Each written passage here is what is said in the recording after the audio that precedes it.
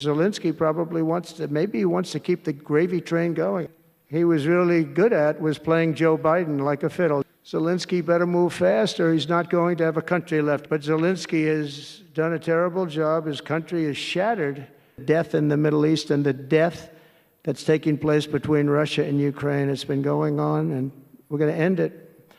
There's no profit for anyone in having World War III, and you're not so far away from it. I'll tell you right now.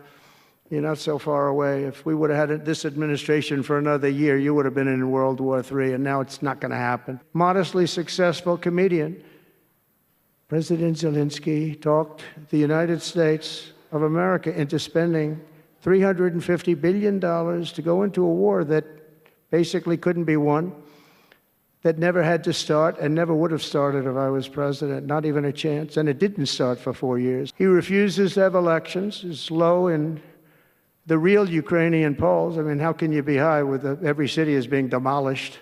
It's hard to be high. Somebody said, oh, no, his polls are good. Give me a break. Every city is being demolished.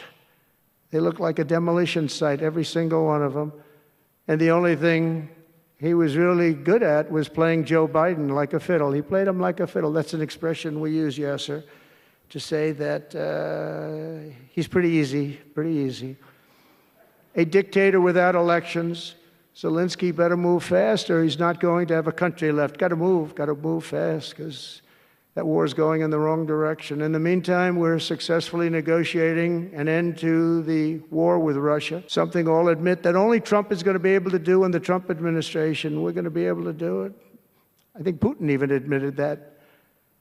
Biden never tried.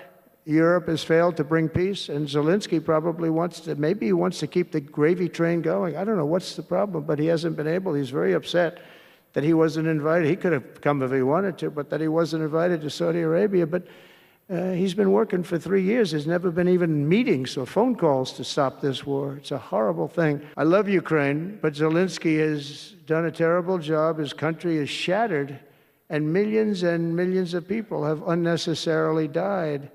And you can't bring a war to an end if you don't talk to both sides. You got to talk. They haven't been talking for 3 years.